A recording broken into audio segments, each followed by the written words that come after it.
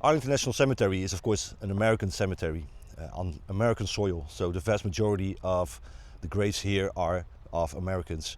But while researching for this series, I came across a fact that there are a lot of foreign nationals buried here as well. There are like over 30 British guys buried here, but what really caught my eye, being from the Netherlands, is that there are 4 Dutch guys buried here at Arlington as well.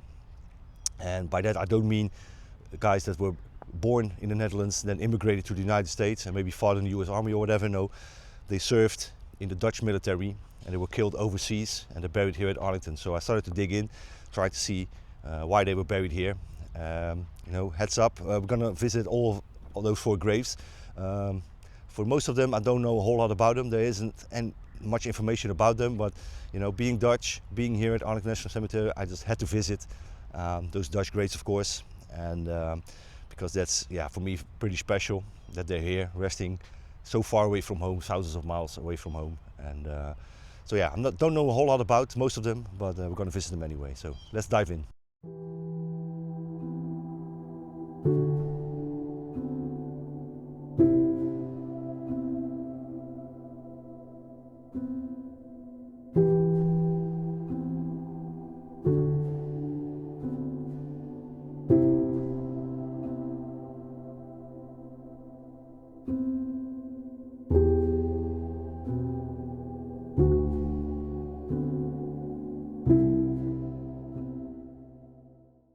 This is the first grave that we're going to visit. This is the grave of Dirk van Beusekom, and he's resting quite close to all the other Dutch graves here. So I think it's pretty special, that they're resting close together. And right away you can spot the gravestone. It's different than maybe an American one. You can see behind.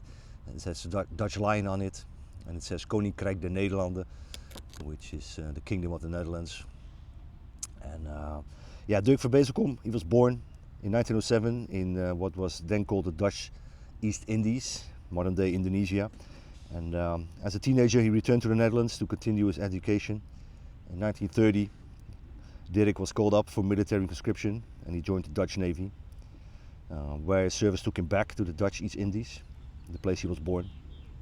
There he met a woman that would later become his wife, Dagmar. And after completing his mandatory service, Dirk stayed on as a reserve officer, but soon he decided to pursue a full military career in the Navy. And when World War II broke out, Dirk managed to escape the occupied Netherlands and made his way to England. Not long after, he received news that he had become a father to a daughter he would never have a chance to meet. In March of 1942, Dirk became second in command of the Dutch submarine K-15, which eventually brought him to Philadelphia for maintenance work. And there on June 12, 1943, tragedy struck while loading a torpedo onto the submarine. A cable snapped and Dirk was standing under it, and he was crushed under the weight of the torpedo. Buried here at Arlington with 4 full military honors. But due to the chaos of World War II, his wife Dagmar didn't learn until his death, for months later. And for me, a heartbreaking story, especially knowing that he left behind a daughter he never got a chance to meet. And it really strikes me, that he's resting here, thousands of miles away from home. And I can only hope at some point that his wife and daughter were able to visit him, and that he got to meet his daughter in some way. Sounds stupid maybe, but I hope they had the chance to do that. Next grave in this video belongs to Sijbe Faber, and he was born in 1895 in the town of Sneek in the Netherlands, passing away on July 22nd, 1943.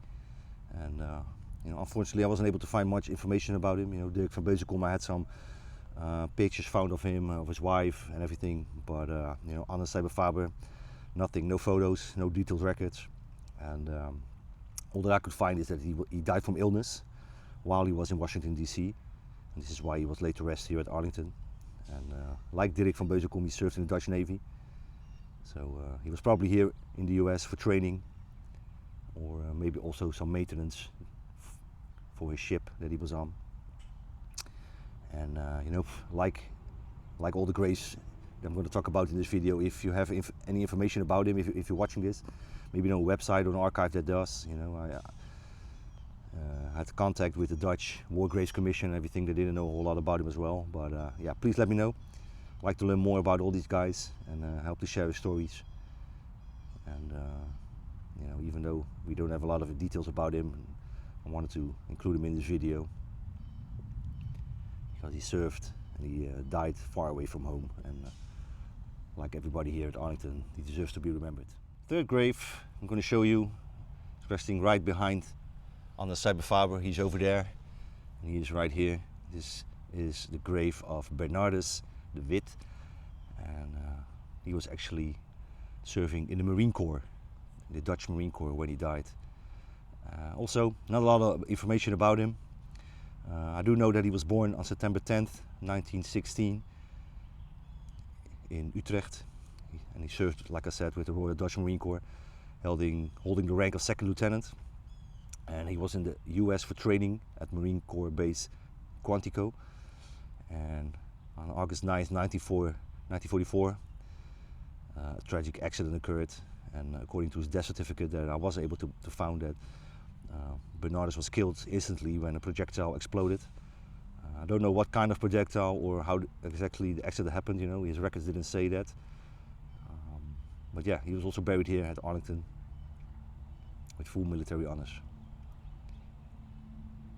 And yeah, like I said, the other graves, it's unfortunate, you know, there's so little known about his life, you know, even basic information like when he joined the Marine Corps or anything, I couldn't find it. And it almost feels like he's been forgotten, you know, resting here in a foreign land. No photograph to be found, no story to preserve his memory, and truly hope that his immediate family has kept his memory alive in some way. And you know, by including him and the other guys in the video, I hope to you know, help remember him in a small way. You know, we have to make sure that these guys aren't forgotten.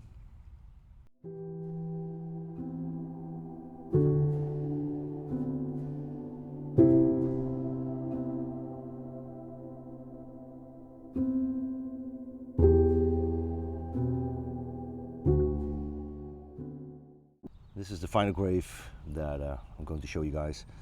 This belongs to another Marine, Sergeant Gerrit van Pelt.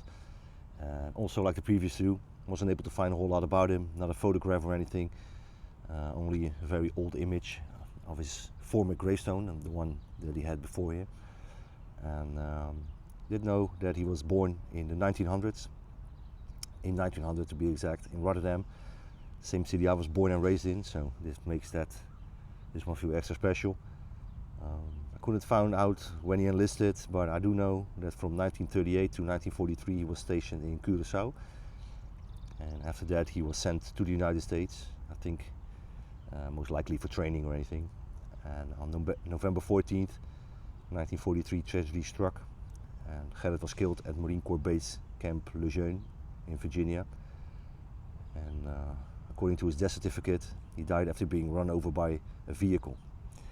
So yeah, really tragic way to go. However, what's puzzling to me is that his place of death is listed as New River, Virginia.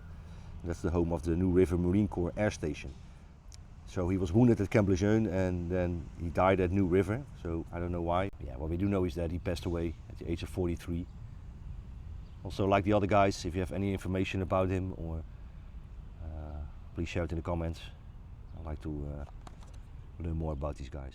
I brought a small Dutch flag with me to place at the graves of these men. I had 4 of them, placed them at all of their graves, just to bring back a little piece of their home country to them. I hope the staff here at Arlington leaves it. I don't know, maybe they will remove it, but yeah, it's the least I could do, of course. So with that, we have come to the end of this episode. It was a little bit of a different episode compared to the rest. A little bit shorter. I only had 4 graves to talk about. And you know, like I said in the video, not a whole lot of information about these guys, no photographs, no service records, just really small details. So it's a bit shorter video, but you know, I wanted to include him. You know, I'm here at Arlington National Cemetery as a Dutchman, and to be able to include these guys in this video meant a lot to me, because yeah, you know, dying in war is tragic in its own, but if you're resting here so far away from home, it's like 3,000 miles away from the Netherlands, you know, did their family ever had the chance to visit them? You know, back in those days, it was pretty difficult to get to the United States, pretty costly as well. People didn't have a whole lot of money. You know, now it's easy. You get on a plane and you go here. Back then it was way more expensive, of course. So you know, maybe they were never visited by their family members, and you know, the risk of them being forgotten. They're resting here so far away from home in a strange place. Didn't want that to happen. So maybe with this video I can contribute a little bit to people remembering them, and you know, even if just one person watched this video, we talk about them, and you now know a little bit more about them, and they are remembered. So yeah, I hope you enjoyed this video. I can see you on the next one again, and stay tuned for some more videos coming in this Arlington series. If you don't want to miss out, press the notification bell, subscribe to the channel, whatever. And for now, thanks for watching, and I'll see you on the next one.